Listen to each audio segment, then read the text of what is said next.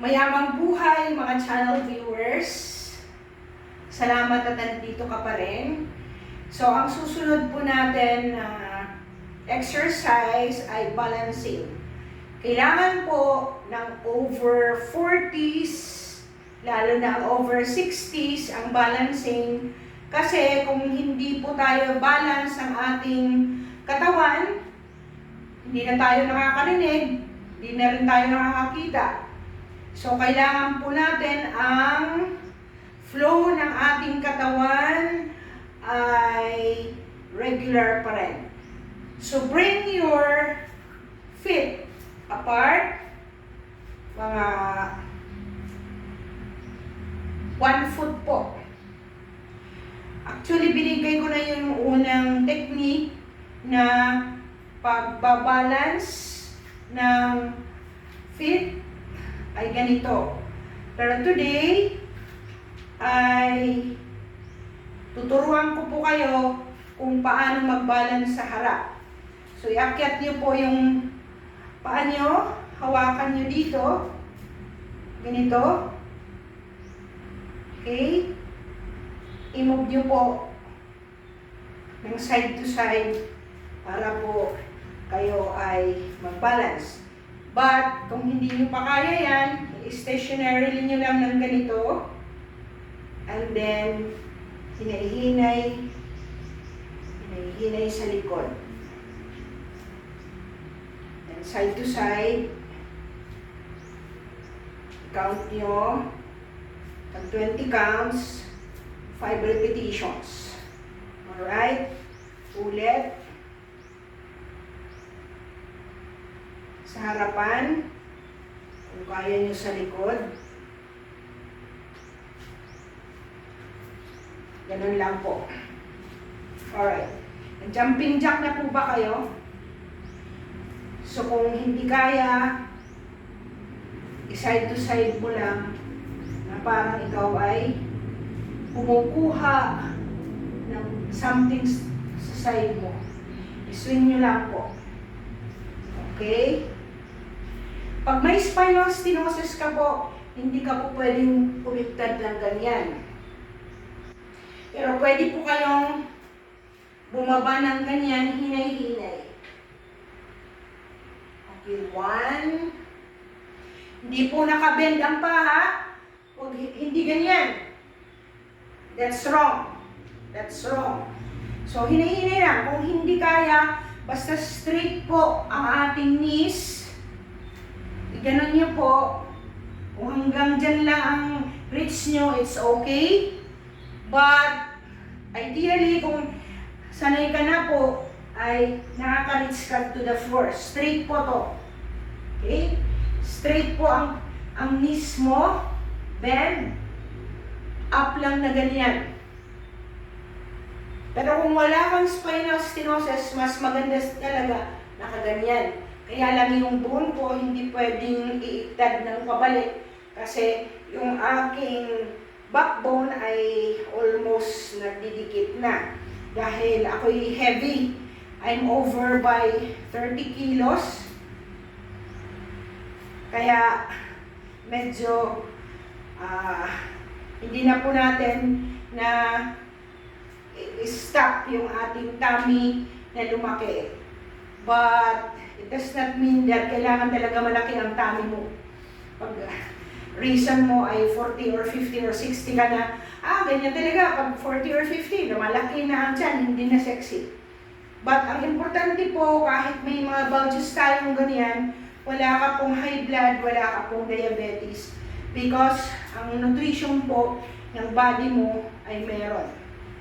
Kasi nung nagtatrabaho pa po ako, wala akong time to exercise na kagaya ngayon na 2.5 hours na hinay-hinay lang na practice. So, kung hindi mo kaya yung ganon, okay, pwedeng pa ganon ka lang.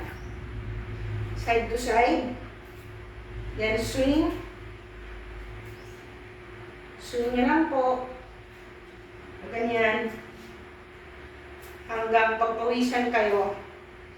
100, 180 or 200 counts. Napakaganda po yung pakiramdam na hindi po tayo masyadong, huwag na po kayong mag-jogging ha. When you reach 40, not unless naging atleta ka, pero dapat mag-walking po kayo and stretching. Okay? So, now, after that, yung paswing-swing na ganyan, or reaching out na ganyan, and balancing, mag-squat po tayo. Okay? Kung hindi kaya ng parang nakaupo na ganyan, hinay-hinay lang na ganyan, until such time na itratry mong mag-bend ng mas mababa. Okay? So, sit up. Now, kung medyo okay ka na, nakagaya ko, ang susunod mo ay sit down talaga next to your Achilles heel. Yan. 1. Tingnan nyo ha, yung puwet ko, iprinutrud kong ganon, saka ako nag-up. Alright, ulit po natin.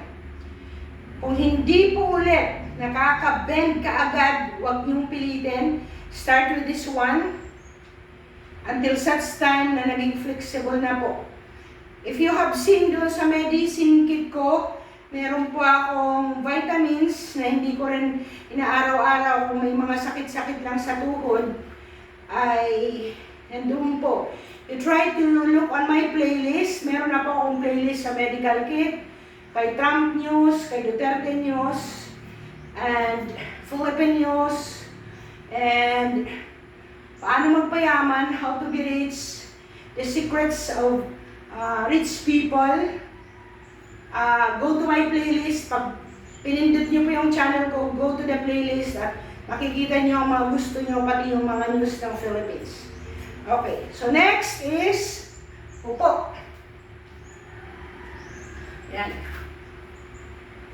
Kahit 20 lang muna sa start nyo. Always seek the advice of medical doctor. Pero ako, hindi po talaga ako nag-stop. Kahit ng anong bending lang sa life ko. And then, mas maganda po yung talagang nakaupo ka, ilabas ang puwet, up.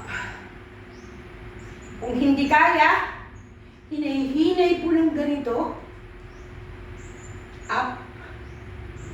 Hinay-hinay ng ganito.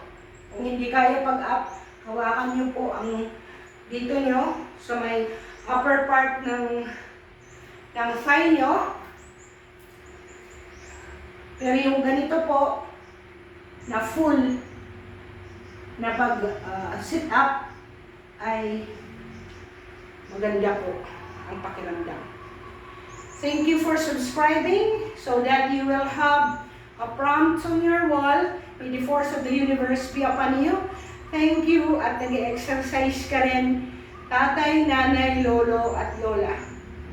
My mom is already 90 years old and yun lang po, siya ay naghihinay-hinay ng walking at nagaganon-ganon lang siya. Okay? So, do a cha-cha if you want. Do a cha-cha, cha-cha-cha. Hindi po ako nagsasound kasi pinaka-copyright po ako kahit sound ng stereo ko. So, kung ayaw nyo, mag-cha-cha lang kayo, at least nabebend ang person na. Bye!